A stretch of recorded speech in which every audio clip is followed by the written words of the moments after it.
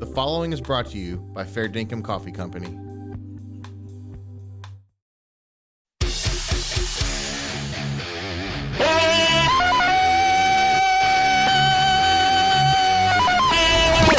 You're listening to the Smells Like Middle-Aged Spirit podcast. What smells so bad? It's strong, but you'll get used to it. Now here's your hosts, Nick Stevenson and buddy. Chris Clark.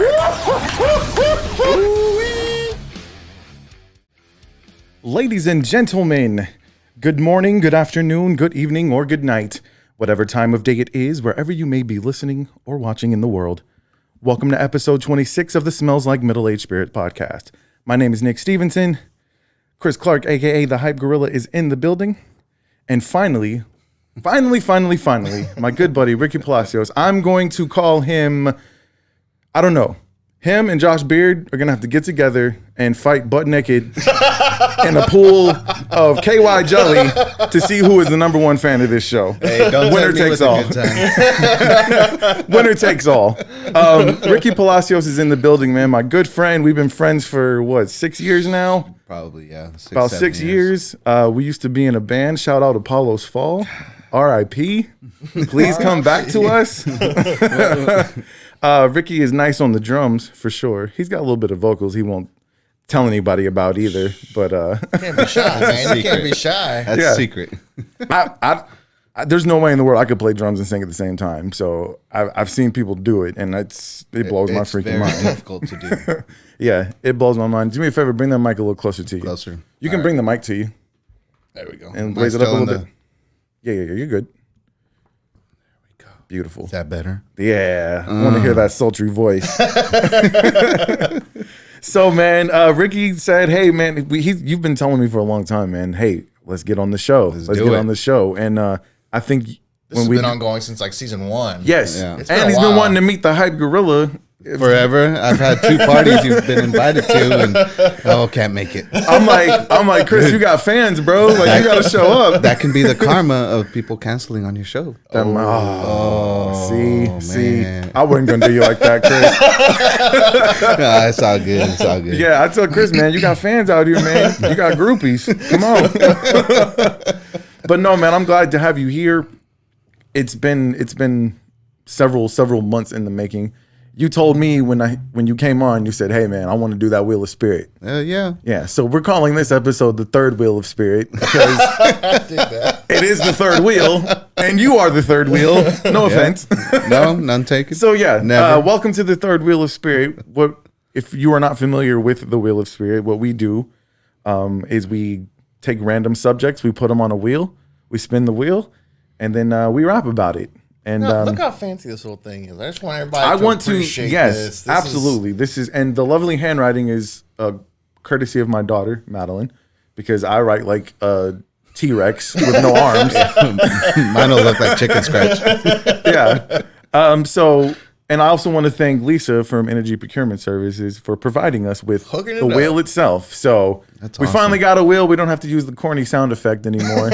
Although that was a sponsorship opportunity for somebody, but it's cool. To do the wheel sound? Yes. Really? This wheel sound is brought to you by... Wow.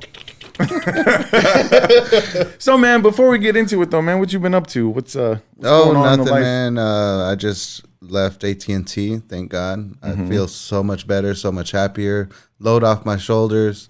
feel you, man. Less stress. It's a good fucking feeling. Because it's always, even going home, hanging out with friends, it's always in the back of my mind, Yeah. we got this going on in this project and this project. Well, now I don't worry about that. I'll get calls from friends that still work. And Right. first thing that comes to my mind is, they're going to ask me for some help. No, how's it going? How you doing? Yeah, 'cause you don't work there anymore. Yes. But Yeah, man. it's great. I worked there for 8.5 years. I had great experiences, met great people. You were one of them that I met through AT&T. Yes, sir. Yes, sir. And that's when we got our band together. But other than that, I've just been a blob. Is what I've been going. Yo, buddy. Just There's- hanging out, laying in bed, play video games, eat, Yeah. hang out with the girlfriend. That's it, what's up. man. That's Just- what's up. I dig the fuck out of that. Yeah, man. Yeah. I mean, the cool thing about you leaving is you left on your own terms. Yeah. I got fired. Yeah. So I was like, But it took a couple times before they actually fired you, though. yeah, I was like herpes. I just kept coming back. Yeah. But no, man. So by the time I left, though, and I told whoever the president of the area was or whatever, when I'm talking to him, I was like, you don't understand. Like, this job is no longer what I do. Like, this has become who I am. Right. And that's a lot of people don't understand that. Like, when you've been at a job that long and you put in the type of hours we put in, like, you go to sleep and you dream about work. And when you're finally, like, at first I was upset about getting fired for like 2 days. And then I was like, you know what? I woke up and like my shoulders felt loose. It's a good and I was fucking like, feeling, dude. I was like, you know what? Like, I'm gonna figure out something. Yeah. It's not like I'm not gonna be unemployed for the rest of my life. Yep. But I didn't realize how much that company, and I'm just gonna say the largest phone company in the world. I don't know if we have to edit that out or not. What if they want to sponsor me one day, dude? I'm like, that was Ricky. He is not a part of this show. I'm just a guest. I'll take the blame. That's fine. I was driving down the street and I saw this dude with a long ass beard and long hair. I was like, hey man, you want to be on the show? Just pulled his ass in. No, I'm just fucking with you, man. But you don't realize how much it takes of you. Mm-hmm. And when you're done and like I know your next move is you'll be fine. Like, take this time, man, and enjoy it. Definitely. To where you don't. Yeah. Because, Chris is talking about all the time. Like, you're not a fucking tree. Move around. If you're not happy where you're at, go somewhere else. Mm-hmm. Yep. And Chris took that leap of faith when he quit the inspection industry. Bro, I'm telling you, it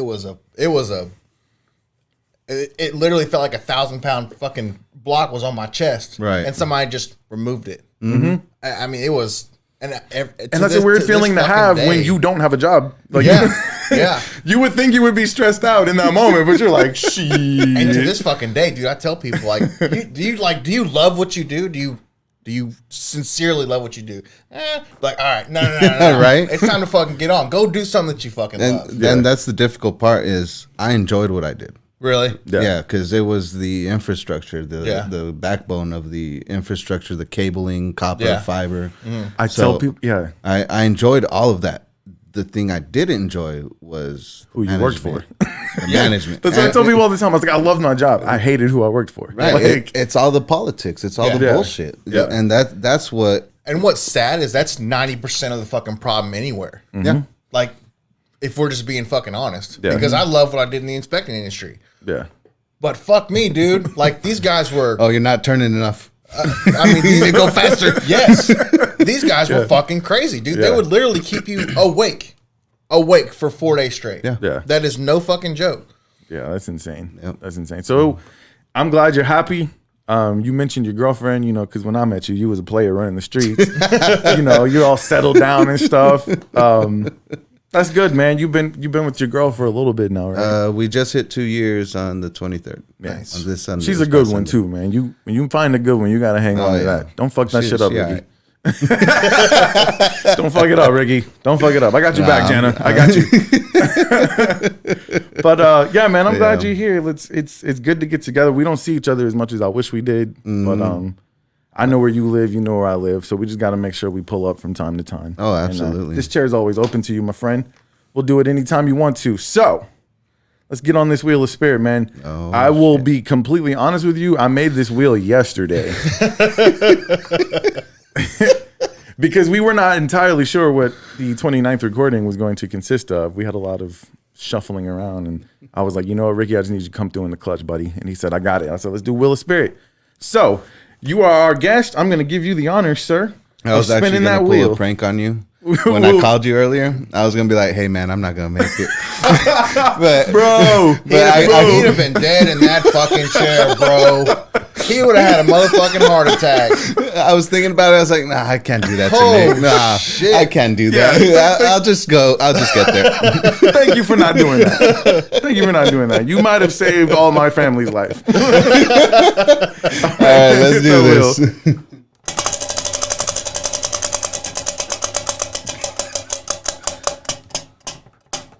What are we looking at? Happy wife, happy life. You notice there's a question mark behind that, right? Eh? Oh, let me rephrase. Happy wife, happy life? Yeah, happy life. There we go. There's a question mark there. You're not married yet.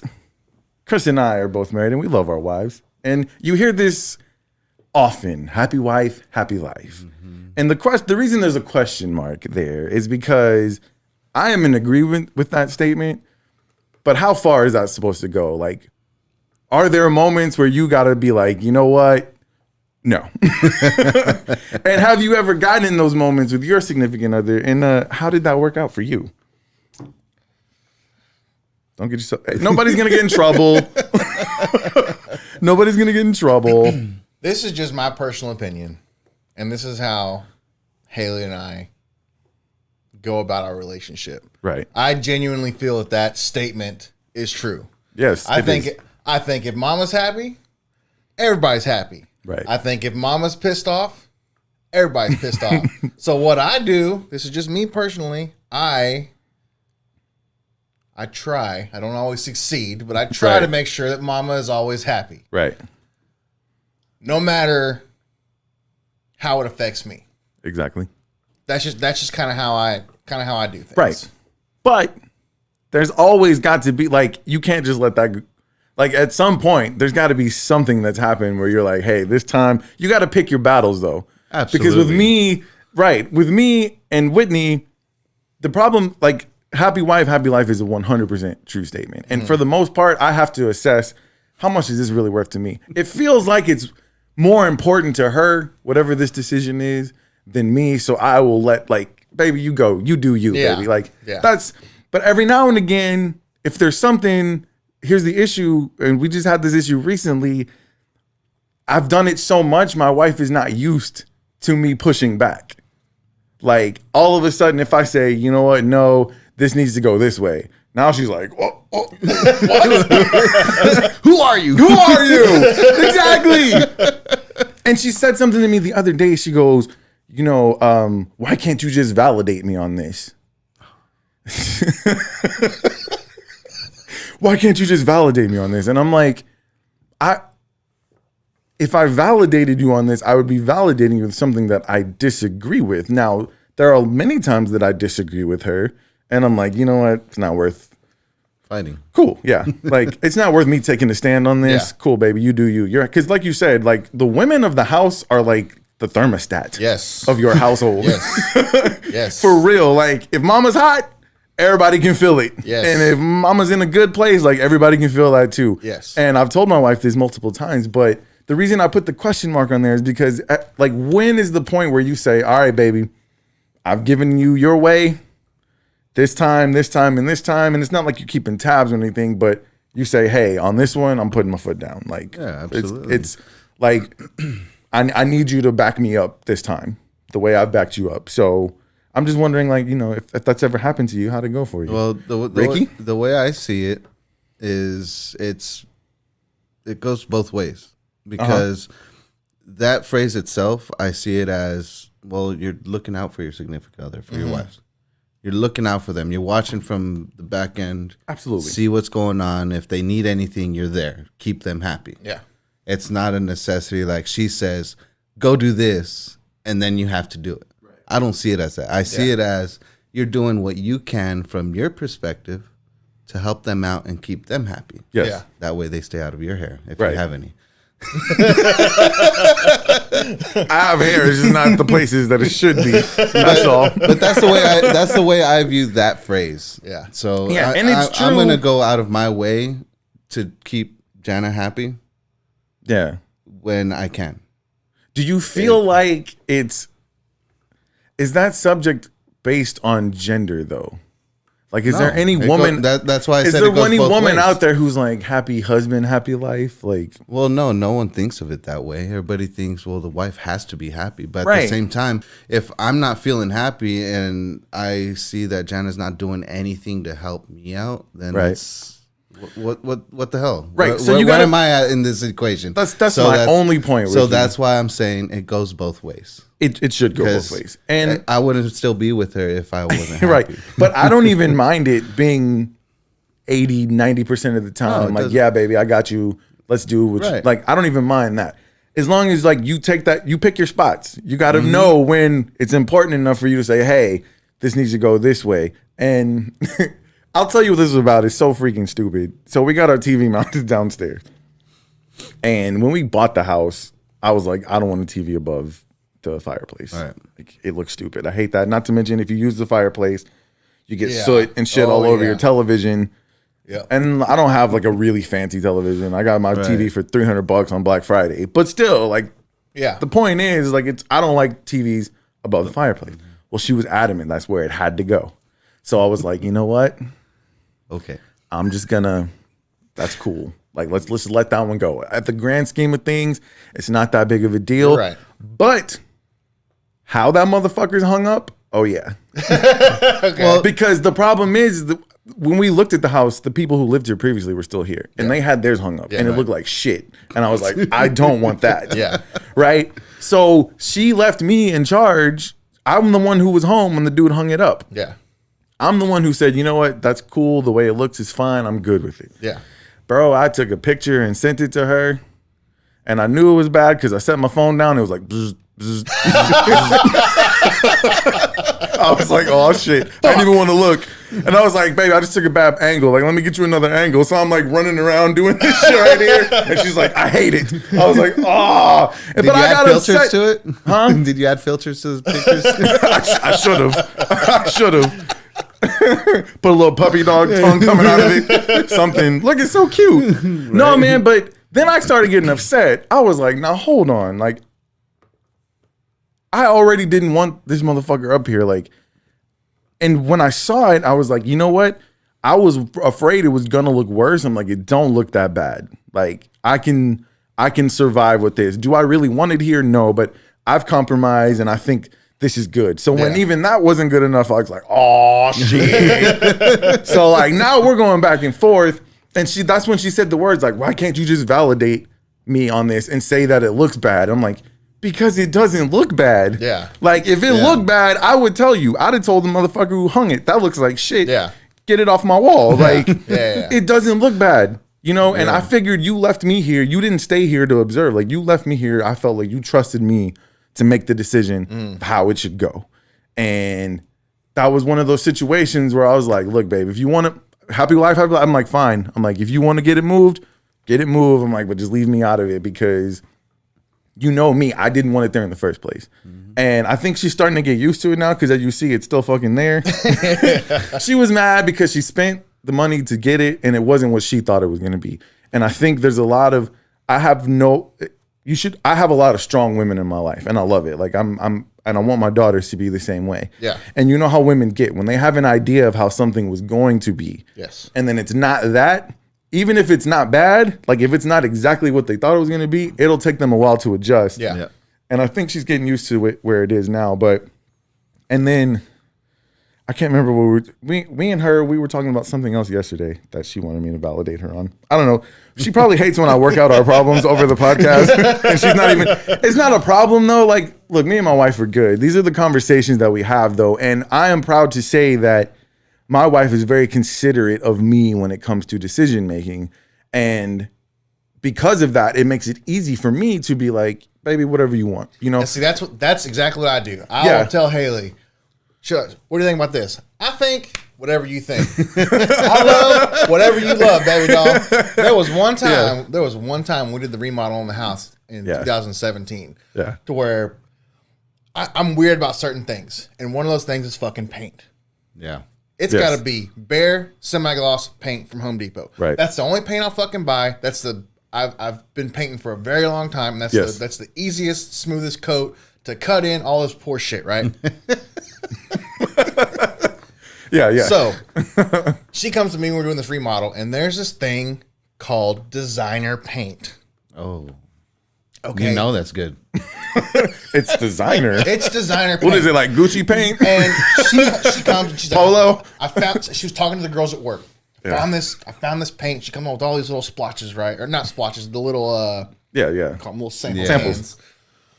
And I'm like, okay, have you ever painted with this? Like, have you ever done the work? Like, I'm sure it looks fine. The problem is, does it take 1, 2, 3, 4 coat? Like there's a lot of work that goes into this, right? But it's designer paint, Chris. Designer paint. Designer paint. So I say, okay, fuck it, we'll try it. Keep in mind, we're painting the whole fucking house. Yeah. It was called Graige. That's the brand? It was Sherwin-Williams. Oh, okay. Sherwin-Williams. Gray beige. Yeah. Graige.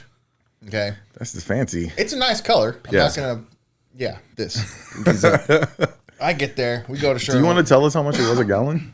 It was like $430 Jesus for Christ. 5 gallons. It was fucking out. And I was like, okay. Okay. I bring this shit home. Bro, when I tell you it was the consistency of fucking painting your walls with sheetrock mud, Oh, geez. it was that fucking thick. So one layer. Well, it was one coat. It was one layer. But that 5 gallons, it took that whole 5 gallons to paint fucking, I don't know, my hallway, my entryway, my living room, and my kitchen and dining room. So you still needed more. Yeah. No, we didn't end up getting more, but there was nothing left in that fucking bucket, right? Yeah. And it was funny because I told her, all right, we don't have the paint for the laundry room. Yeah. That's me. You picked all this. Right. I'm gonna pick that. And she's like, oh, I don't. I said, no. Yeah. No one ever sees the laundry room. I love my bright colors, man. My fucking Yeah. teals, my yellows. Like I for love sure. that bright, vibrant color. Yeah. So we picked this fucking. I picked this bright ass teal color, and I was like, oh my god, I fucking love it. I love it. And the whole time she's walking, The laundry room, it's got to be bright. Hell yeah. Where things get clean. she's like, are you sure you love that color? Like that's. I'm like, I fucking love it. I love the shit out of this. Yeah. That's the only time I can ever think of that we didn't agree. We agreed to disagree on something. Right. Like she got the living room. She got the whole house. What color she want? I didn't fight her on the color. I didn't fight none of that. I didn't even fight her on the paint, which I was fucking painting. Right. Future reference: do not buy fucking Sherwin-Williams designer paint because it's a fucking nightmare. That's insane. It is. It takes 10 times It's as long like to putting fucking peanut paint. butter on the wall. It is. That is no fucking lie, dude. Bare semi-gloss paint Yeah, buddy. is the best fucking paint you can use. Anyways, It's like $30 a gallon. that's it, and it looks fucking beautiful. Are they a sponsor? Look at No, but they should be. Holler at your boy if you want to be. Right? that was the one thing the fucking contractor asked when they were painting our cabins. What kind of paint? I said, I don't give a fuck what you do. I don't give a fuck how you do it. You're gonna use fucking bare semi-gloss paint. Yeah. I don't give a shit how else you do it. I'm not the fucking contractor. I'm not the guy who knows about this. But you're gonna use bare semi-gloss. That's good. That's good. So I think we both agree, or all three of us agree, that happy wife, happy life is a true statement. But there are some moments where To an extent. Yes. I got my laundry room. right. You know, I got my laundry room, and it's gotta- still that color. it can't be 100% of the time. Absolutely You just get your little slice of the pie, baby. And look, man, Yeah. we're simple. We don't ask for too much. Yep. You know, this whole house, you know, I was like, let me have the studio. Just let me have the Yeah. studio. You can do whatever you want with the rest of the Yep. house. And that's Yep. pretty much how it's gone. And I'm cool with it because Yeah. this is my little space, man. Yep. This is my space right here. So I love it. All righty. Good conversation. Good Next conversation. Yeah, let's go ahead and spin that wheel again.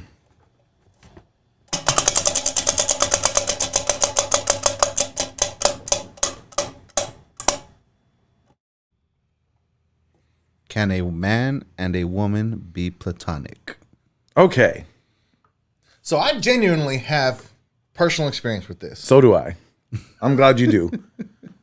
Hey, if we don't get to the shot one, are we going to take the shot anyway? Hell yeah. Okay. I'm just making sure. All right, you go first, Chris. Okay. So everybody that I've spoken to on this topic or conversation, they always say like, no, it's not possible. There's no way. There's always some sort of mixed feelings or Right. shit gets complicated or y'all Right. end up fucking around sleeping in the same bed. And Yeah. dude, the personal experience that I have, her name was Amanda. And we from 13 all the way till 19 were best friends. Right. Her father trusted me enough to sleep in the same bed with her because he knew nothing would ever happen. Nothing was popping off. No. Yeah. I mean, we were genuinely just friends Right. our entire friendship. We still talk to this day, not Yeah. to the extent that, we were friends, but that, Right.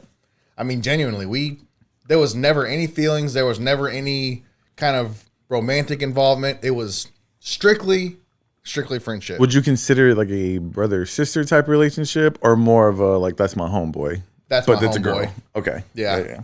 I feel that. And how did people on the outside looking in view that? Like, would your boys be like, "Come on, dog, you could tell me." Like, come on. Well, like, you're smashing, right? Yeah, no, for real. Right. The weird part is she actually did end up with one of my buddies for a little bit. So I mean and that was one of the guys who rolled with us. Who was in the group. I mean, it didn't work out, but it was right. They did try it. They did give it a go, and it didn't pan out. So, But as far as like outside looking in, I have no fucking clue. now, Ricky, some might say you're too beautiful to have a woman who's just your friend. Like, maybe that's why we don't have this problem, because, I mean, you're a glorious looking man. What's your experience in this regard? It's hard to say because me, myself, I can have female friends that are platonic on my end, but I don't know what they're thinking. They what's always going want on you. through their head, you know, and that's one of those things that I got to be careful with because sometimes I don't pick up on the excessive flirtatious or that vibe that they're hitting on me, they want me type of thing. So I got to be careful with it, especially now that you're in a relationship. Yeah, I'm in a relationship. I got to try to pick up on it, but sometimes I just go over my head, you know? Yeah. So for me, I can have a platonic relationship with a woman, no problem. It's just how their mind is working, what's on their end. And that's something that I won't ever. And I think that's something that if you are friends with a woman, eventually y'all have that conversation. I think, at least. See, me and Amanda never did. Never had it? Nope. It was just always I don't know. It was weird, man. It was. So, and this has been my experience, and it's been my experience from the time I was in elementary school. I was raised by women. All my cousins, my two closest cousins were girls. They were like my sisters. My aunts raised me. I spent a lot of time with them. So I was comfortable around females. And let's see, in the third grade, like all the people I hung out with, excuse me, hold on a second. Okay, sorry about that. All the people I hung out with were all girls, and that all the way through high school, like that's how it went. And when I was in high school, people were like, "Oh, look at Nick, he's a player." I'm like, "No, bro, like I am totally in the friend zone with all of these chicks. Like, make no mistake about it." But as I got older, all my best friends were always a female. When I met Ricky, my best friend was a girl, a woman, that I had been friends with for 5 years. Yeah. And the reason I met Ricky is because she ended up getting married to one of our mutual buddies who he worked at AT&T with. But before she met Mike and before I met Ricky, like when we just used to hang out, just the two of us, that was my road dog. We'd go to the bar 3-4 times a week. We'd be drinking it up together, having a good time. And then usually how it would go is I'd see some lady that I wanted to go talk to. She'd see some dude she wanted to go talk to. We'd go our separate ways, do whatever we do as adults, and then we'd come back the next day and do the same shit over again. Yeah. But people used to come up to me all the time like, "Hey, bro, so like what's up with you and her?" Like, nothing. Yeah. They're like, "Come on, man." Like, for real, you can tell me. Yeah. He's like, "What, are you married or something?" I'm like, "No, dude, I'm single. Like, I'm good." Yeah, like, you're a swinger. And I'm like, I'm just like, it's just not like that with us. Because it was her and one other chick that we used to hang out with a lot. And both of them, they were just my friends. When that friendship fell apart, I had a friendship with my homegirl, Stephanie. Shout out. She lives in San Leon area now. That was my road dog. Like, we actually roommated together. Yeah. And people could not wrap their minds around the fact that that was just my friend. Like, nothing had ever happened between us, ever. And where it really came into make problems was in my relationships. Like, I can't tell you how many girls broke up with me because my best friend was a girl, and like they just couldn't get down with it. Amanda stood in my wedding. Yeah. Like that. I told Haley from jump, like, she's one of my best friends. Yeah. And she's been asking since day one to be a part of this. Right. she don't want to stand with the guys, so she's gonna stand on your side. Yeah. So That's cool. See, and that's why when you find the right one, now I will tell you this: you have to set boundaries, even when it is just a friend. Like the things that I would like, my female friends, I would go stay at their house and we'd sleep in the same bed. And back when I was single, if I was in a relationship, obviously that shit's not popping off like that. So you have to set boundaries, and I think, you know, I'm currently married, so to be honest with you, I don't spend, you know, back then I used to spend every day with these people. Now it's just that every once in a while we'll talk to each other, catch up, and if we do hang out, you know, we pick up like it was just yesterday. Right, yeah. But the dynamic of the relationship is different. Yeah. Because once now I'm married, I have a family, I have hobbies, I have a job. Like, you just don't have time to do the stuff the way it was before. But my wife understands what those relationships are. When we got together, we did set a pretty strict boundary. Like, hey, any female friend you had that was just a friend, that's cool. If it was ever more than a friend, not really cool with them being around. And I agreed to that. Like, we both agreed that was probably good standing order. So that's how it's been. But there's some people who can't imagine that a man and a woman could be friends. They always say, well, at least one of you is trying to do something. And which it is possible. Right, but it is. It's circumstantial, depending on how it came about. Yeah. But if Amanda called you up and was like, hey, yo, like, let's do this. Back when y'all were like, would you have been down with that? What? If she had tried to take it to the next level, like, maybe y'all are having fun, partying, drinking one night, and like she tries to mess around with you. But you can't even question that because that never happened. It never, dude. It's so weird because it never crossed my mind. Right. It never even like that was never on the table. I got you. Because jump. Jana had asked me something about back in the day how women were treated, and she asked me how I would feel if I were alive back then.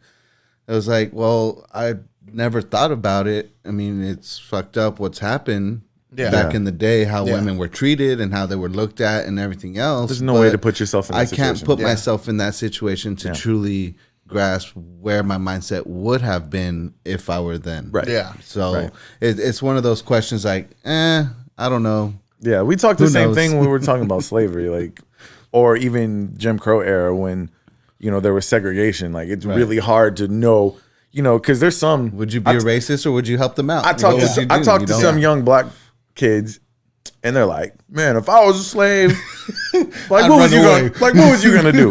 Like, they was gonna start kicking ass. Like, if you was a slave, bro, you'd have been picking cotton. That's what you'd have been doing. Like, it's not like there was a choice. Right. Like, you could think you're a hard motherfucker, but like, you don't understand the situation those people were in. Yeah. Like, there probably were some people who was like, man, fuck this, and you know what? They didn't live to tell the story. Right. And it goes the same way when I talk to people. Yeah, I couldn't have joined the military because I can't have people yelling in my face. I would have hit them or done this or done that. It's like, no, because from the beginning, your whole mindset changes. Yeah. As soon as you go to boot camp, that first thing they tell you is that you lay a hand on us, we're gonna rough you up. Yeah. So it's one of those things. Is not until you're actually put into that situation, you won't know what you're gonna do, how you're gonna react, and that's it. It's all hypothetical. Yeah. Yeah. I mean, I forgot to mention you were a Marine. I hope we get to the question marks because I want you to tell us a badass military story. I know you have them. I heard you and your boy talking about them the other day. Yeah. Where were you stationed at? I served. I spent time in Okinawa. From Okinawa, I did a couple deployments to Korea, and after that, I went to California. I was out there in San Diego area, North San Diego. And from there, I deployed to Iraq on an 8-month tour out there, and I did 5 years active duty. They put you in all those beautiful places and then sent your ass to Iraq. Oh, man. Like, we're going to, I hope you enjoyed every place you've been because we're sending you to the fucking shithole. Absolutely. And to this day, I still enjoy where I'm at now. After that shit, no thank you. Absolutely, man. Well, I hope we can get into that. Let's go ahead and hit that wheel one more time. Right.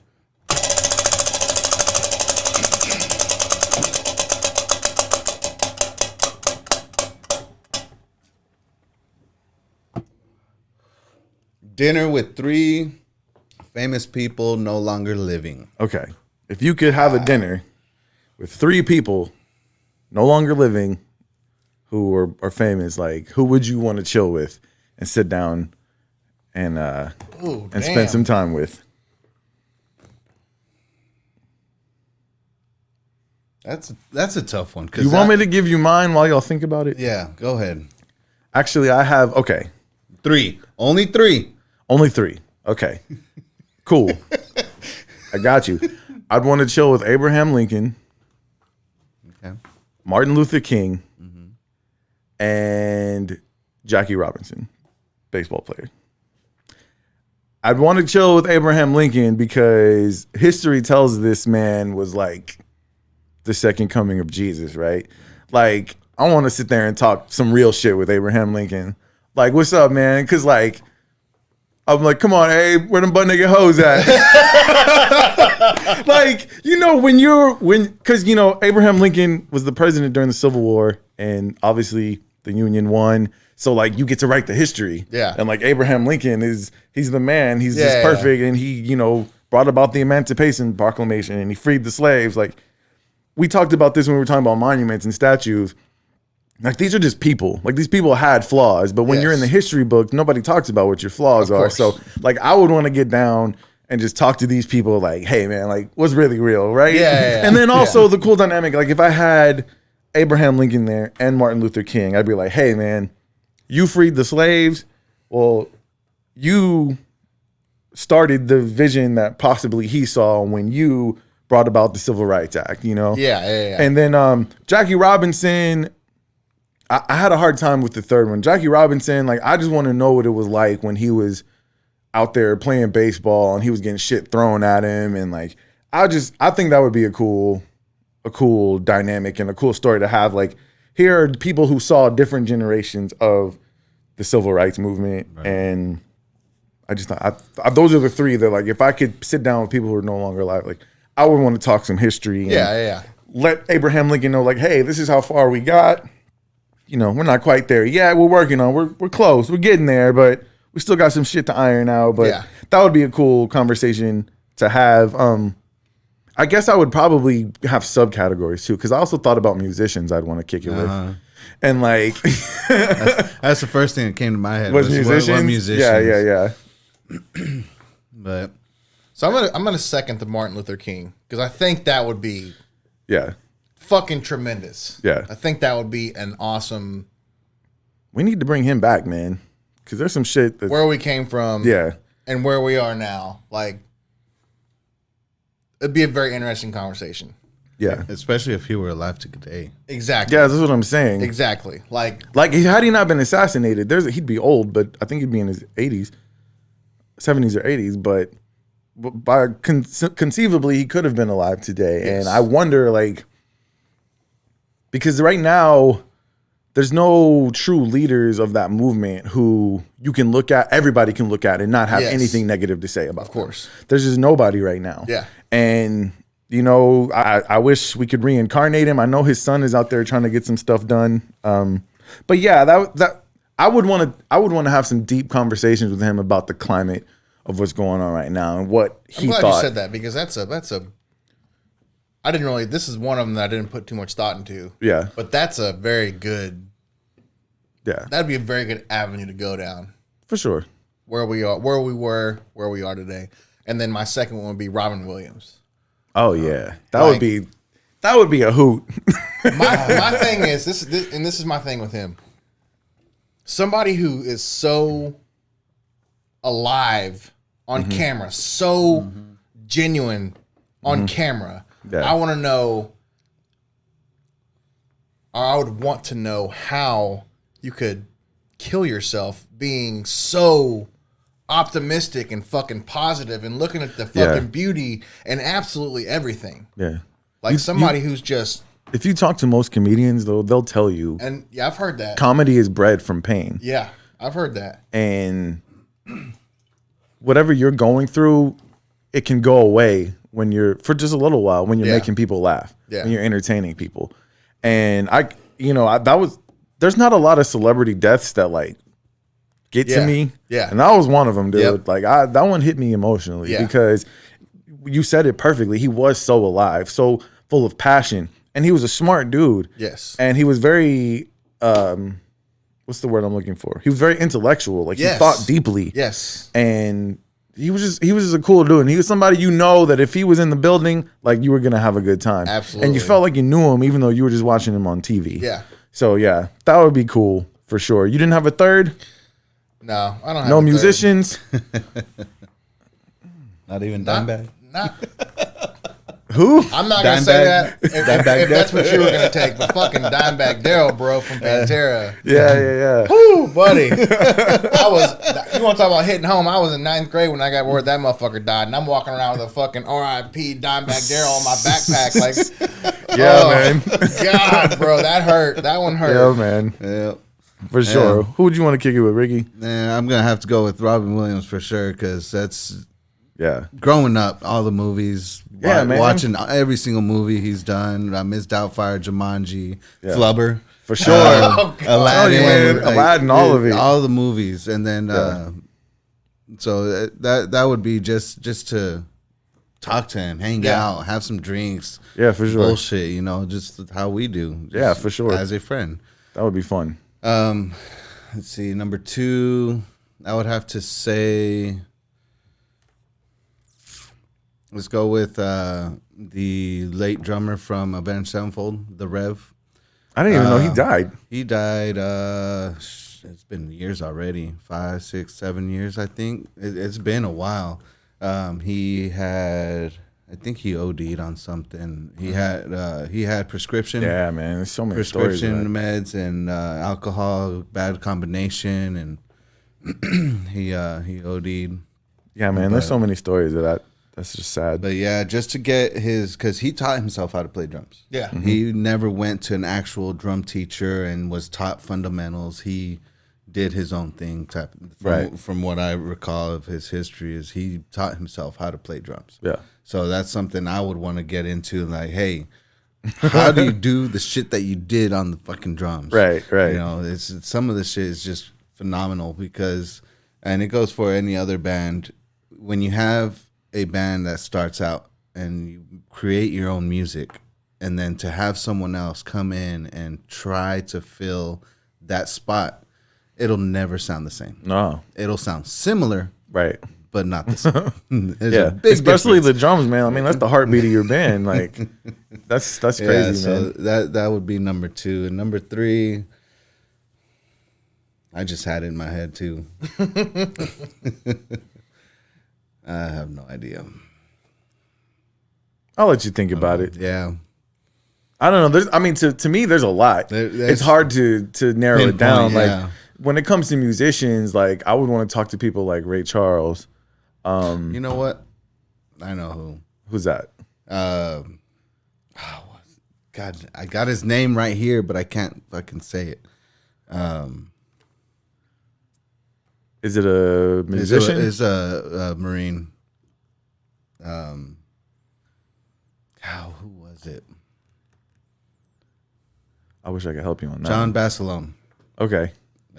He was one of the Marines that led a bunch of Marines going into battles and everything else, and just to get, because I mean, I would say Mattis, but he's still alive. So. Yeah, Mattis is still alive. Yeah. He's a badass. So Yeah, Mattis is still kicking, This man. is one of these old Marines back in the day. It was hands-on, fucking face-to-face. You were in the shit. Yeah. And if you didn't survive that, then There wasn't no GPS guiding your missiles and shit. you knew what you were getting into. Yeah, for back sure. in the day, so. For sure, man. Yeah, I would love to sit down and talk to any of the World War vets. World War II. I know there's not many World War I vets left, but I would love to sit down and talk to them. Like, bro, you're 18 years old. Like, Going into it. No, and some of them lied about their age. Saying Yeah, they were some of them 18 were when they younger. 15, 14 years old going into it. Yeah, and it's like, I mean, and when you think about stuff like Normandy Beach, like those people knew when this door, there's a You got a 90% chance you're gonna fucking that I'm die. about to die right now. Yeah, Because they got guns right at you. They see you. You're not hiding. yeah. There's man, yeah. crazy stuff, man. Now But you got fucking 18-year-olds wearing their sister's pants running around like fucking ding dongs.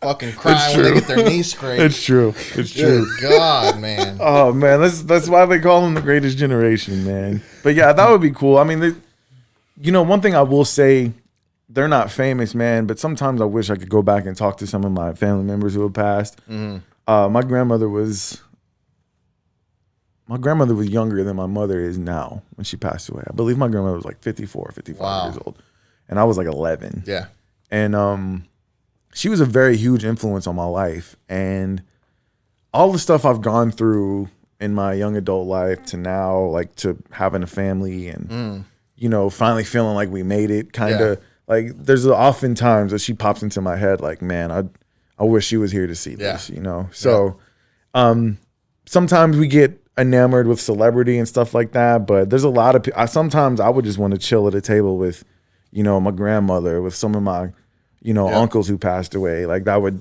my dad's brother passed away a few years ago, and he was just a cool cat. He was a DJ.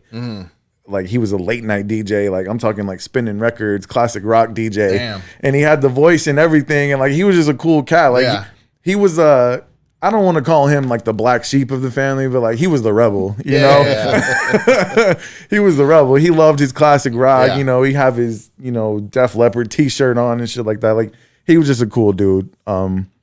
So yeah, sometimes you get enamored with celebrity, but there's a lot of people who have passed who have interesting stories that you would love to talk to.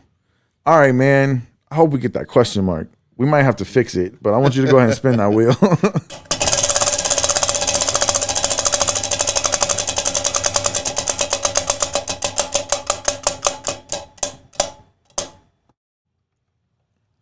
Smells like middle-aged theater. Yeah.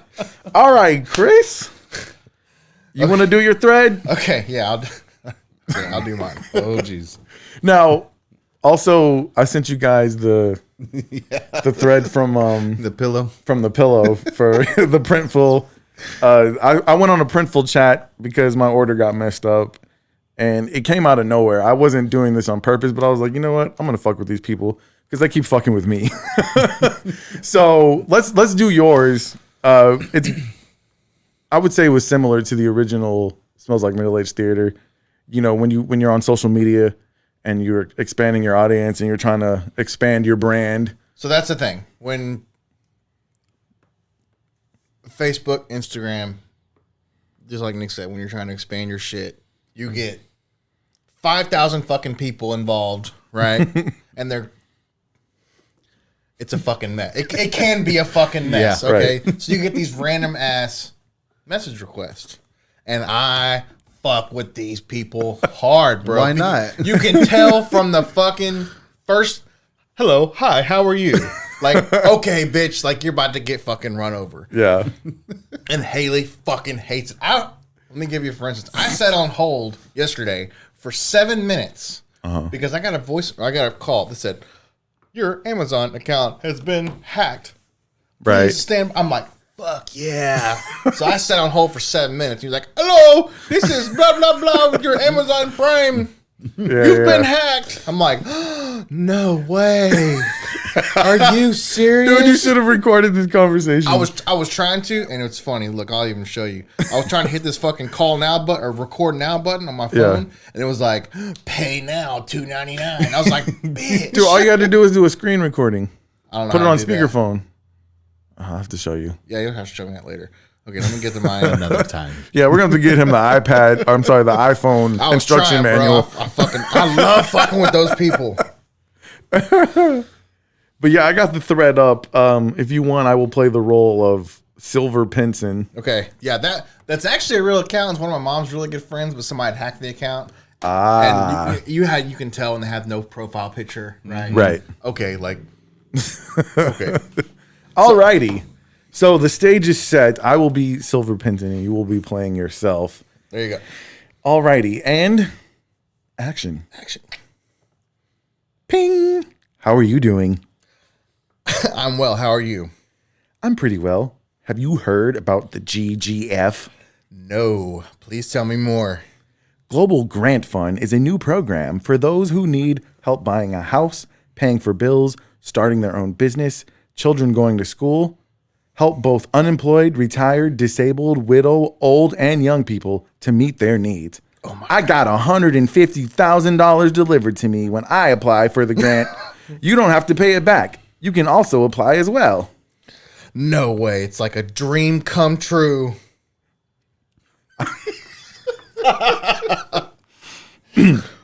I'm serious about this. Should I share their agent text number for you to apply for it also? Are you super serious? Yes. Should I say this number out loud? Go ahead. Fuck them. 513-443-2756 is the agent text number. His name is Ramon Clark. He must be your relative. Look at there. Text him now about a friend. Text him now that a friend told you about this grant that you want to apply for it also. Like super serious? What if I have a loan for you? I'm serious about the contact agent right now and apply for the grant. You don't have to pay it back. It's not a loan. Hold on. Give me where I'm at. I have $7.5 million ready to send to you in Pakistan. Where are you?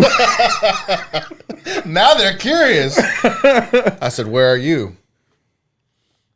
Ashland, What country? I'm sending it now. USA. USA. That's me thinking out loud. All right, here it comes. You ready? I don't really understand you. So there's a zombie and a fairy emoji that I said, you get it? I just sent over $7.5 million and hacked your server. I'm in your software. You guys are into weird shit. Are you nervous? I'm about to expose you. And then they blocked me. Crickets. Awesome. And scene.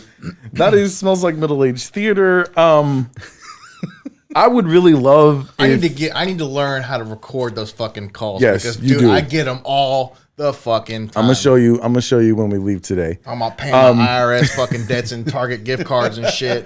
Oh yeah, I had a dude. He's like, "Can you send me like $1,000 in Target gift cards?" You bet your ass I can. I'll sit there and just list numbers. Yeah. I'll be like, yeah, I'll help you get it. It's called Target.com.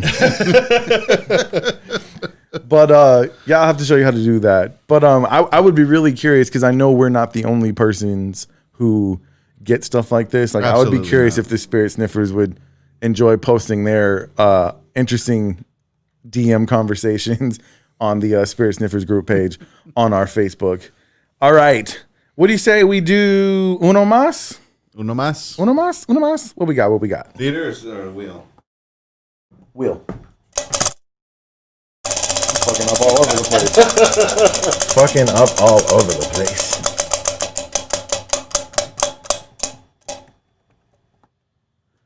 What are we looking at? Would you rather? All right, who's got one? What's next to would you rather? The question marks. Which direction? Other way. All right, question Oh marks. man, question marks. All right, man. Well, this is your stage, Ricky, and we're taking a shot first. All righty. Ricky's gonna give us some amazing marine stories in just a moment. But first, fireballs up. I'm drinking the whole thing, just so you know. I'll do the same. You're gonna keep it closed, Chris? Yeah, I'm going to keep it closed, dog. All right. Sorry. It's all good. Watch the equipment.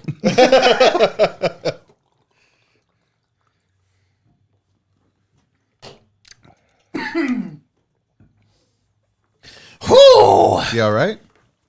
That's a spicy meatball. All right, man. We were gonna leave this to open conversation. Chris, I'm gonna tell you real quick. Them Crocs ain't popping, dog. No. Them Crocs are not popping, bro. Whoa. Have you ever put Crocs on your feet? Yes. Wait, no. Nope. Okay, then shut your fucking Time mouth. out. No, I have never put Crocs on my feet. Okay, because I said the same. Josh be posting all his fucking Crocs and shit. I'm like, bro, come on, dude. Like, this is not fucking junior high. those are whack, right? And he told me like, oh, they're the most comfortable shoes you've ever put on in your life. I'm like, there's no fucking way. There's no way. I have a pair of Adidas with cloud foam inside that are the most comfortable shoes that I've ever put on. I don't know. These Nikes I'm wearing are really comfortable. Look, I'm telling you, They right breathe. fucking now, you need to go to the store and try a pair on. Nope. No matter the appearance. Chris, anything Just- short of giving me an just- orgasm, I'm not putting the motherfuckers on my feet. I don't care how comfortable they are. Look, the only thing I will ever wear without socks are sandals. Yes. That's it. I would or But wear don't socks. people wear socks on their Crocs? I wear socks with the Crocs. I'm telling you, go put a pair on your fucking feet. It is a game fucking It changer, wouldn't matter bro. though because they look ridiculous. Like You say that. I don't care how You say comfortable that. they are. if anything, I might wear them as house shoes. But you say that. Even now, dude, you can find some nice corduroy, nice house shoes with the good soles on them that look doper than a pair of Crocs, bro. Go put And some these on kids, your feet. look, dude, these kids are wearing these motherfuckers to school. Like, I'm talking I know. junior high age kids. And I know are why wearing now. these motherfuckers to school. I know. Because why. they think it looks cool. Right now. Right now. I know why. Josh Beard, shout out, baby. Shout out. I'm on board now. You got me. You got me. terrible. That's Fucking terrible. Crocs, man. I'm telling you, put a pair on your motherfucking I mean, feet. you know what? You know what, Chris? I mean, we're old, so it's not that big of a deal. But these kids wearing them, what are y'all doing? What are y'all doing? I don't know. Ask him. My goodness. All right, man. hilarious. So, first of all, Ricky, from Chris and I both, I will tell you this. Thank you for your service to this Absolutely. country. You and all of your brothers in arms, whether it be And sisters. Marines and sisters, excuse me. Brothers and sisters in arms, whether it be Marines, Army, we'll even throw the Navy in there. Navy. Well, Coast Guard is more questionable. Coast Guard. Air Force. Air Force, yeah. I'm pretty much first generation military in my family. I signed up before one of my cousins. He actually lives out in Spring. I signed before I started my senior year of high school. Mm-hmm. I was 17, and I had to get my mom to co-sign, basically. Right. Be like, I'm guardian, and I'm approving this message. What year was that? That's a big fucking That decision. was- Is this post 9/11? 2003. 2003. Okay. Yeah. I graduated 2004 to May 2004. 2 weeks later, I turned 18. That Sunday, I was off to boot camp. There you go. Just like that, out the Damn. door. So what was it that made you want to enlist? You said you're first generation, so it wasn't a Yeah, nothing, family thing. Nothing family. It was more of I really didn't have anything prepared as far as my future. I Right. never did any of the apply to schools, the Right. financial aid, and it got to the point where, you know what, my freshman and sophomore year, I took ROTC in high school. Right. Air Force Junior ROTC. And I always told my mom I'm going to join the Army or the Air Force or the Navy. I Right. never mentioned once about the Marine Corps. Marines, ever. right. It was those other three branches. My mom always, no, don't do it, don't do it, don't do it.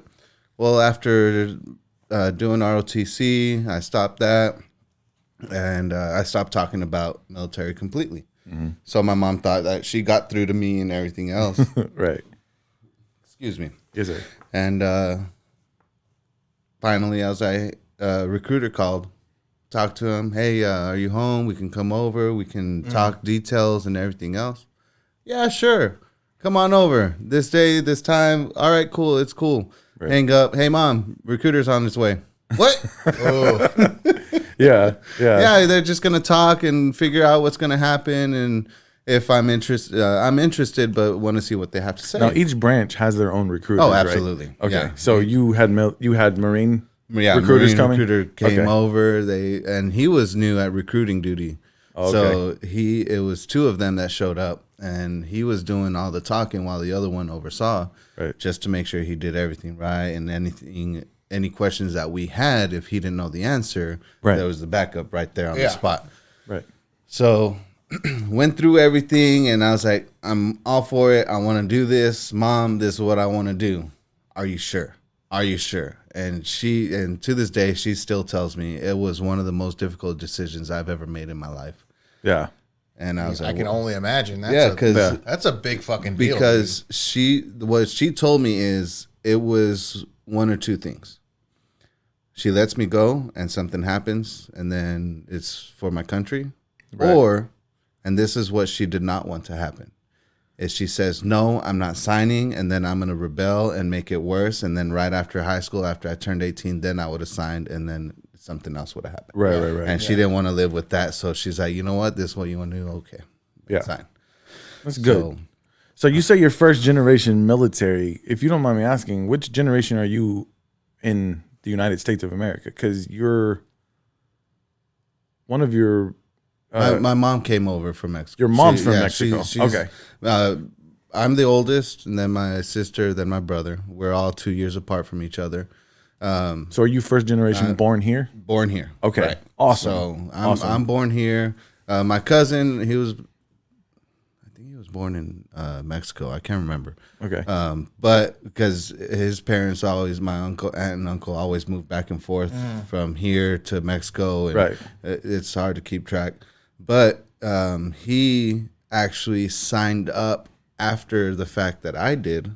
Okay. And because he's older than me and wasn't going to school or anything else, he went to boot camp before I did. Oh, okay. So he surpassed everything. And then when we found out, like, wait, you signed up? Yeah. When are you going? Well, I still got to finish my senior year. Yeah. When are you going? Oh, like 2 months from now or something. Yeah, it's like, oh, okay. Well, tell me how it goes. So it was one of those things where it just we don't talk that much, but when we do talk, it's like nothing changed from the last time we talked. Yeah. So go join, sign up. Like I said, I turned 18. Then right after, I was on my way to boot camp. Yeah. That changed my life forever. Yeah. Me and my brother and my sister were a lot closer because growing up, me and my sister, we always butted heads. Yeah. At one point, she actually scratched my face up. Damn. Because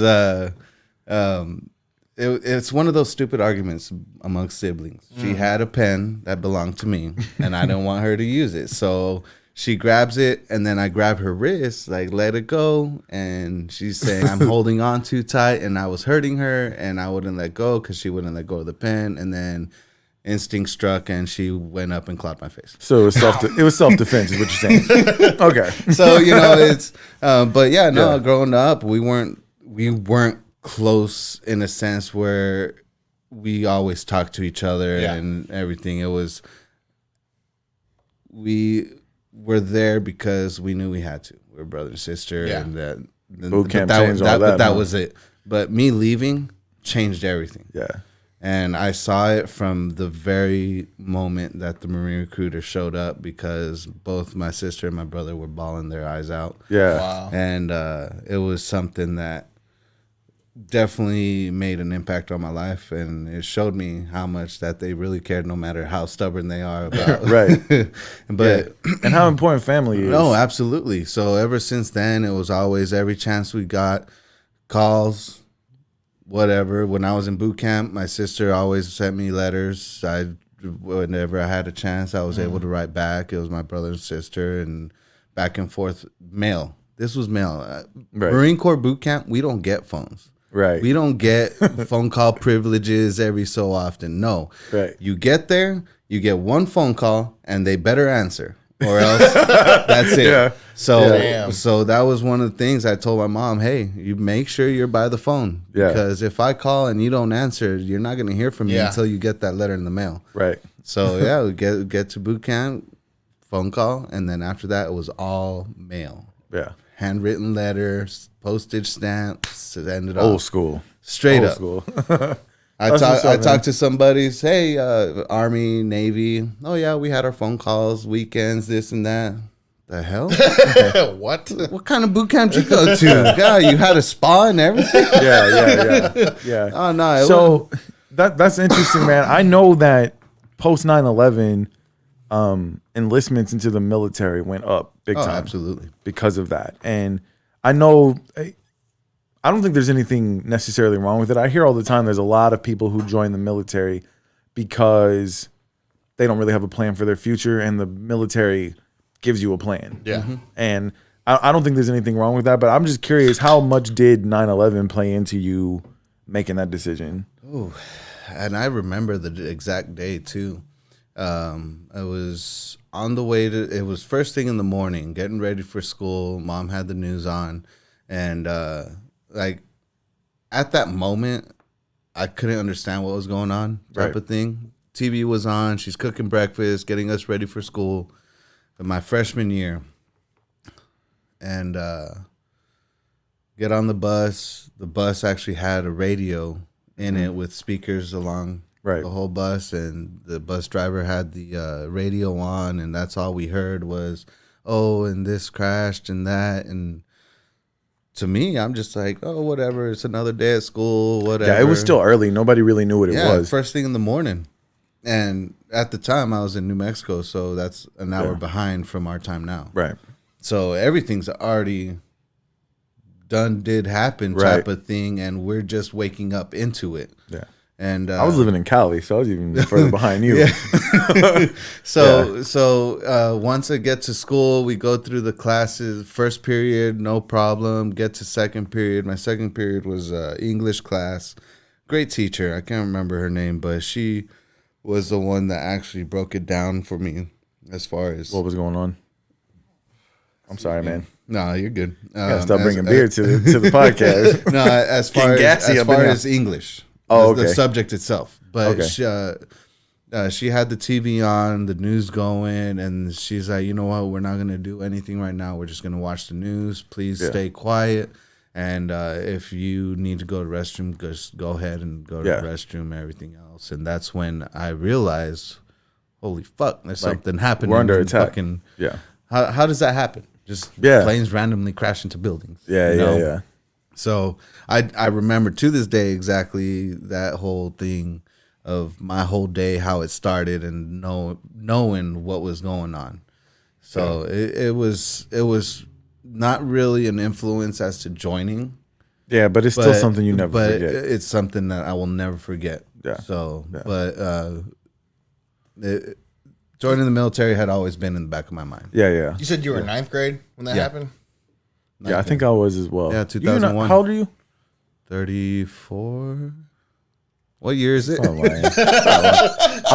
36. I've drank a lot since then. Yeah, that's true. I'm 36. I'll be 37 next year. And I might have been in 10th grade. So I think I'm in 2001. Hold on. Because I graduated 04. 2000 is when I started. Yeah, so and I graduated 02. I was in 10th grade then, 2001. Okay. That was September 2000 was the beginning of my sophomore year. That's what it was. I was in sixth. And my little selfish ass, like, I didn't really know shit was going on. Something was weird. Yeah. Right? They're turning all the TVs on. I don't know. I'm in sixth grade. Yeah. The only thing I can remember is, like, I know something's happening and kids are leaving. Yeah. I was like, man, I got a sneaking suspicion I'm about to get fucked and get left at this motherfucking school. Like, why is everybody else leaving? I know my mom's not coming to fucking get me.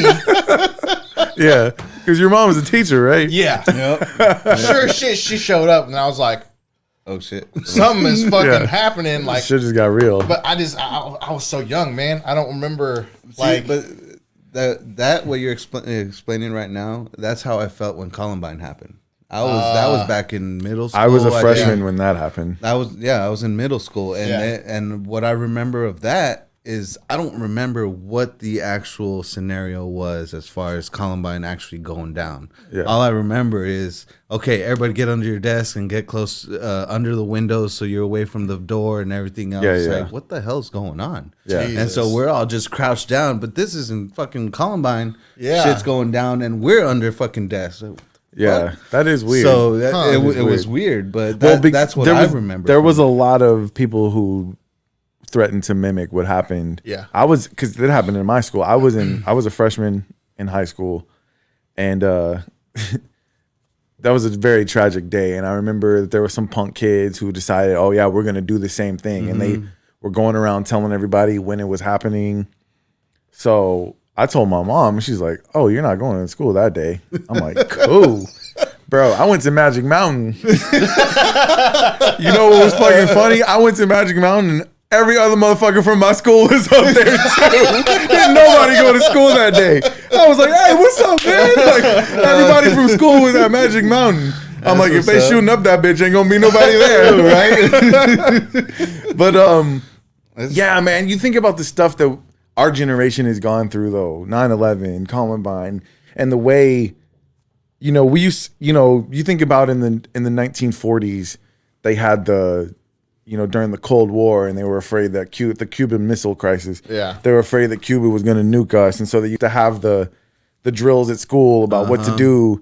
And you get to our generation and the what do they call those, the lockdown drills? Like, that's something you'd never thought about when I was in elementary school. Yeah.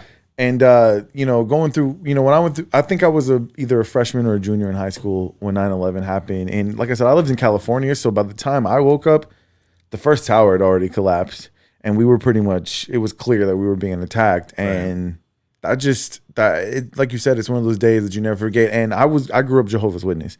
We were not allowed to be in the military. That is the first time, though, I seriously considered, like, you know what, fuck all that noise, fuck what they're saying. Like, they're gonna need us, you know. I always felt a sense of pride of being an American, even though I grew up and I was told you have to be neutral. You can't take sides on this. Like, I always had that on the inside of me. And 9/11 was the first time I was like, you know what? I was thinking to myself, you know, fuck this noise. I'm gonna do what I got to do, and I can't say I regret not doing it because my life has turned out the way that it has. But it was the first time I really considered it. So, but I have so much admiration because I didn't have the courage to continue forward from that want to take that step. So I have so much admiration for anybody who has the courage to take that step, because you just you don't know what's gonna happen. You put your life on hold. That's all it is. Your life for sure means nothing. It's all about country, and that's one of the things that they instill in me is God, country, core. Yeah, God comes first because He's the one that looks over you. Right. Your country is who you're fighting for, and the Marine Corps is who put me in my spot. Right. For sure. And here's the thing, man. I mean, I feel like you were a success story coming out of the military, you know, because there's some of your brothers and sisters who've not been as successful in life after becoming. I can count on two hands of, and it's not anything self-inflicted. It's dumb luck, so to speak. I hear you. A bunch of buddies of mine that after getting out have lost their lives. One motorcycle accident, rainy day. He lived out in New York. And he out drinking with the buddies, and they were taking some windy roads, and he got clipped by a car.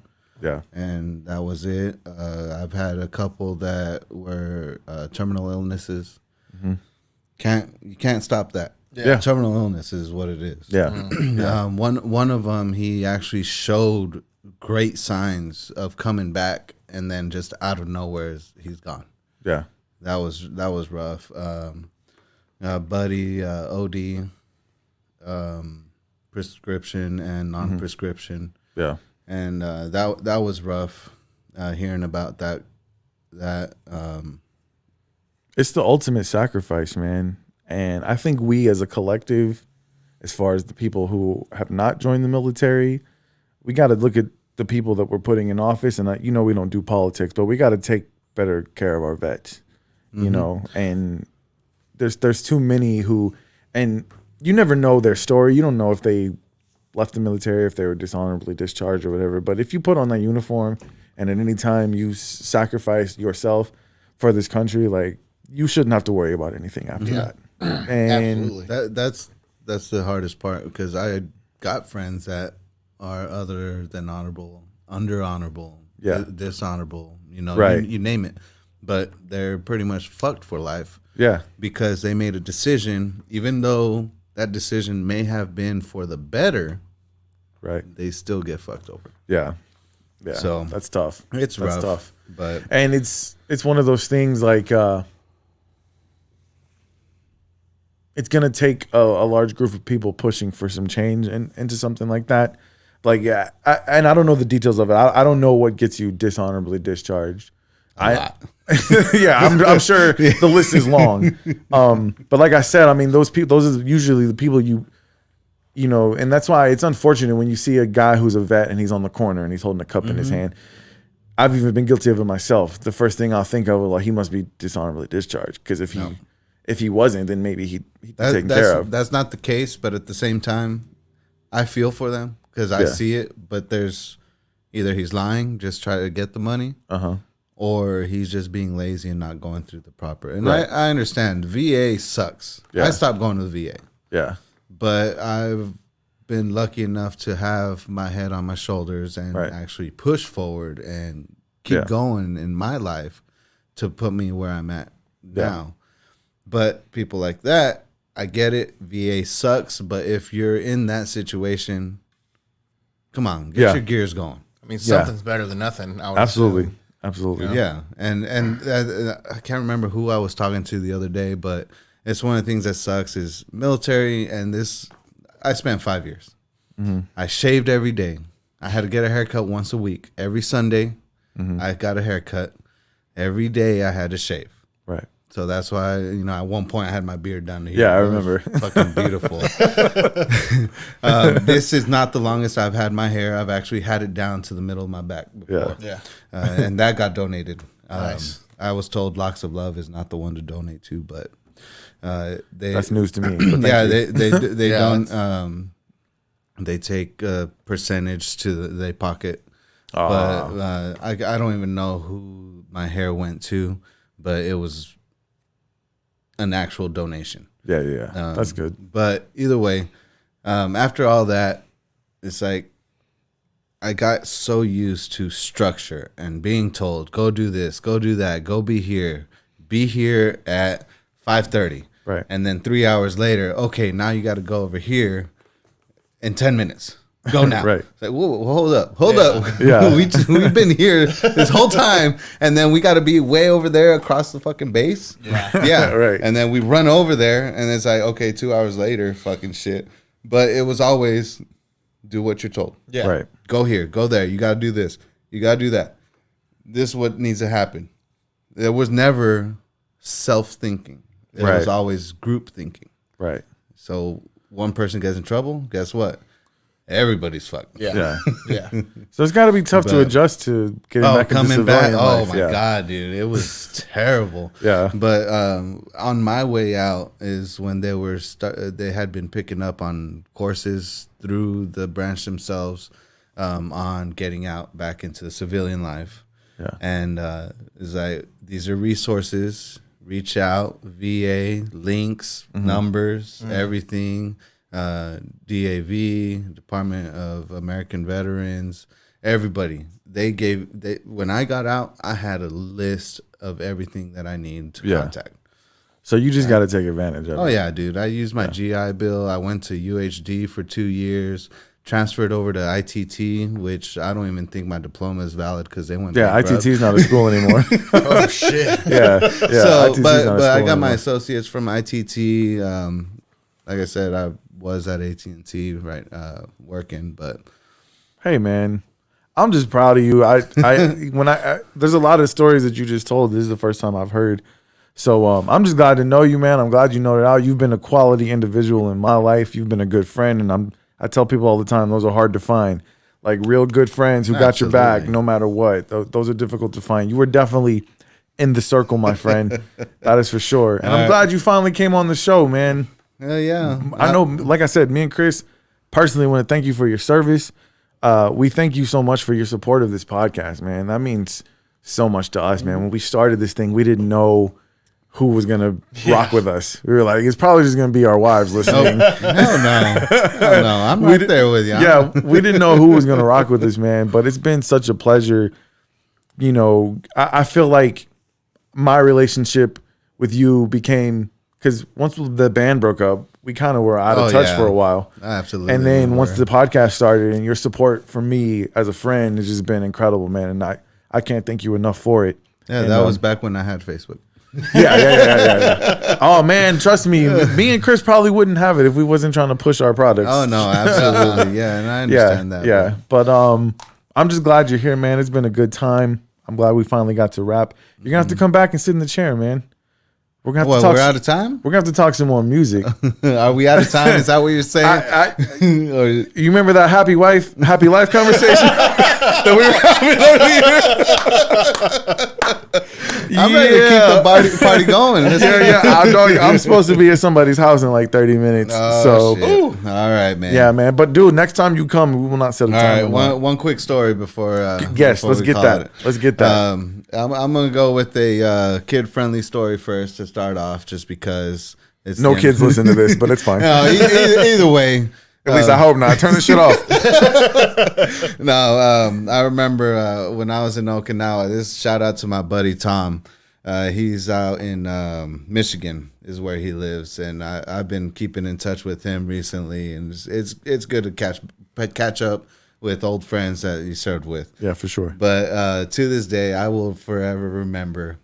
We were sitting in our barracks, just hanging out. We were roommates there, and I didn't drink then. Right. I never had a taste of alcohol until after I turned 20. Yeah. This is so weird for me to hear you say that. Yeah, exactly. Everybody's like, wait, what? But anyway, so the whole time that we've known each other, he had always been, hey, just drink this, try this, try this. No. Right. But at one point, one of our sergeants walks into a room and he's like, just seeing how everything is going, whatnot. And Tom's like, hey, so I have an issue with my boots. What are you talking about? Well, they stink. And they're still good. The boots are good. They're not worn out. They're nothing. But they stink. He's like, well, haven't you washed your insoles? And Tom's like, what are you talking about? It's like, no, for real. You got to take your insoles out and you got to wash them. And Tom's just like, I'm not understanding. And he's like, no, okay, look. So inside your boots are insoles, right? And we were both like, yes, Sergeant. Okay, so grab that insole, you take it out, and you wash it with some warm water and soap. Let it dry, and then you put it back in. That's it. And then it cleans the smell out until you got to do it again. Right. And Tom's just like, huh? I can't grasp that. What? But see, he had been drinking. But I'm playing stupid to play along with him like, what? So the sergeant, all right, grab your boots. I'm going to show it to you baby bop style because Barney's killing you. So Tom got our sergeant to wash his insoles for him. Damn. Dude, he straight up grabbed both boots. He's like, all right, I'm going to show you. Barney's killing you, this baby bop style. And he pulled out both insoles from Tom's boots and washed them under warm water with some mild soap. Got him washed and set him up to dry and then gave him his boots back. All right, before you put your boots on, don't forget your insoles are right here at the sink. Just chilling here, drying out. All right, thanks, Sarge. Wow. Dude, that shit was fucking great. That shit was awesome. That is funny. That is funny. I meant to ask you, because I keep getting all these ads. Have you seen the ads for Vet TV? Yeah. What do you think about it? Do you have it? I'm a sponsor. When they were on a Kickstarter, I was one of the founding members. Oh, okay. My name is actually on the site somewhere on there. So I got a monthly subscription. It's basically a veteran company started stand-up comedy. Everything is veteran related. Yeah. It's fucking hilarious. They keep telling me if I'm not in the service, I won't get it. I'm like, well, why are you advertising it to me? It's one of those things that being in the service, you know exactly where they're coming from, even if you didn't do that particular job. Right. You know what that job entailed. As a civilian, I think you would find it funny. If you're one of my friends and you have that type of sense of humor, right, you probably get some it. Some of it's really dark. Oh my god, dude! Yeah, it's fucking.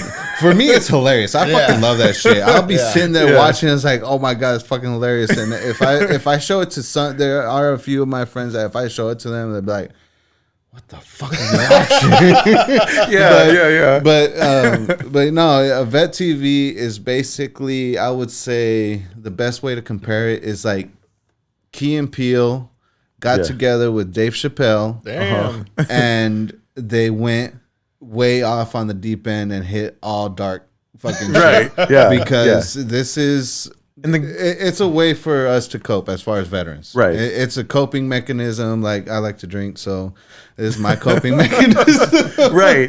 But that's what the guy who started it said, like, veterans, it's better for them to laugh than commit suicide. Absolutely. Like, and that's exactly, you know. I have the digital book that he wrote. Oh, do you? And just reading that book, he tells his whole story. Yeah, And yeah. That in itself. What's his name again? I'm sorry. Dan O'Malley. It is Dan, right? I think it's Dan. Dan O'Malley, I think is what it is. But dude, this guy is fucking hilarious. If you've heard about the lawyer Mark Metzger from Galveston, he does silky hikes throughout the Houston area.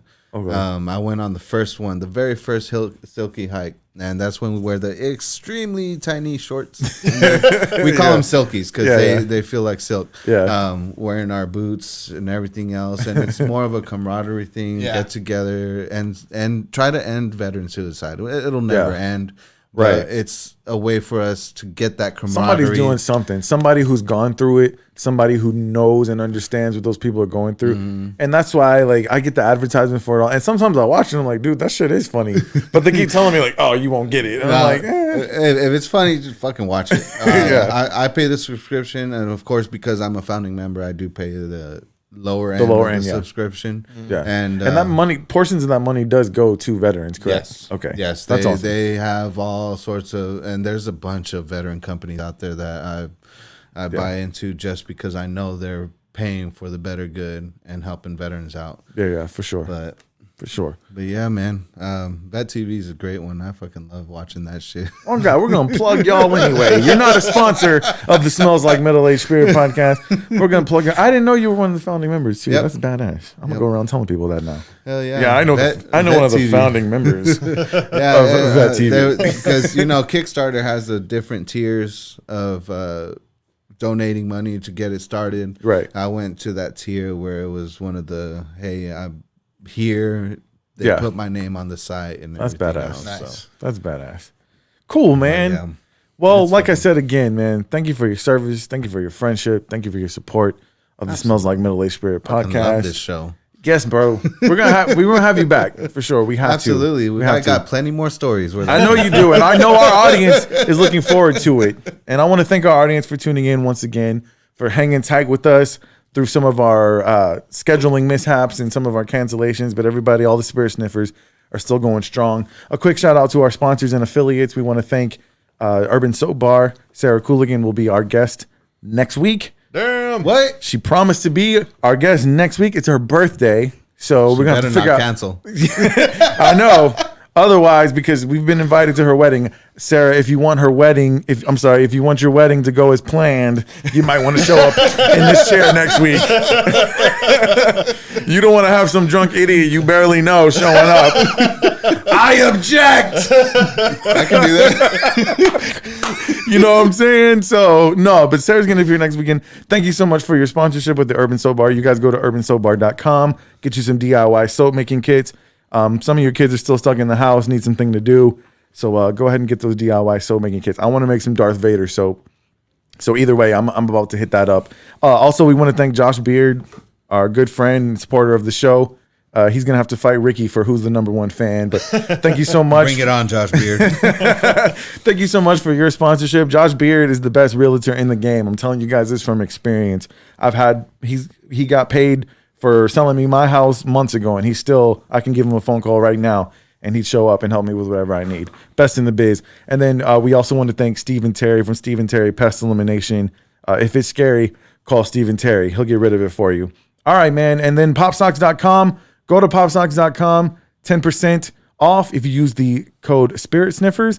And I'm letting all the Spirit Sniffers know right now, I'm going to give you that same promo code for the Spirit Swag store. Go to Spirit Swag. Use the promo code Spirit Sniffers, and I'm going to give you 15% off of your order. What? Tell you what. Time or what? Yeah, everybody's. It's time to get some Spirit Swag, man. I'm about to order up. You see me? I'm trying to look. We got the backpack. Grab that. Yeah, go ahead and grab that. I got all the swag in the office, man. I'm trying to get everybody hyped about it. My buddy bought this backpack Dude, it took like fucking 7,000 years to get Yeah, here. but that's not a problem anymore, peeps. It did take a long time to get. This was like smack dab in the middle of COVID, but that is a sweet looking backpack. Dude, it's awesome. And I like it. I might have to get me one It's of got the those. secret pouch. Yeah, because I'm in inspection. I could put my gauge You tape can in there. put your weed in here. True story. True story. Or true any story. other recreational activities that Yeah. you like to partake. But yeah, guys, don't forget about the Spirit Swag store. Go there, get all the swag you need to represent your favorite podcasting style. Chris, Ricky, this was really fun. Thank you guys for showing up. We'll be back in a week. Oh, shit. And is there anything else y'all want to say to people? Ricky, this is your first time on the podcast. If there's anything you need the people to know out there, you go ahead and tell them now. This is your opportunity. I fucking love this show. I tell Nick all the time. The first episode that aired, I called you. Yes, you did. That was the called first you up. phone call I got. I called from you this up man right right away. here. As I do. That's fucking awesome. I fucking love it. Yeah. And I've listened to every single episode since then. And we appreciate and it. even then, when I can't watch, now that y'all are on YouTube, there's times where I'll watch live and then I get phone calls. This happens, that happens, and I can't finish watching. I'll go back and I'll rewatch the whole show. And We then appreciate that. even then, I've gone back and re-listened to the entire podcast from season 1. Damn. Thank you. Just Thank you so because much. We appreciate it's it, man. great. It's awesome. Yeah, man. And see, me and you came from a time when we were talking about doing a lot of Dude, shit. Apollo's Fall is gonna come back. Okay, Watch. okay. Hey, look, we got to get that Chris Clark vibe in. We can't just talk about it. We got to fucking do this Yeah. shit. But yeah, we came from. There was a lot of stuff we wanted to do, and so I know that you knew it meant a lot to me to actually put something into action. So once again, I appreciate your support so much. You are the top spirit sniffer. You and, like I said, you and Josh Beard. No, you just stated it. You just stated I'm the top one. Eat that, Josh. All right, man. All right, man. But for my guest, Ricky Palacios, we appreciate you so much. I'm going to get us out of here. Ladies and gentlemen, thank you for listening. My name is Nick Stevenson. And my name is Chris Clark, and we'll see y'all next time.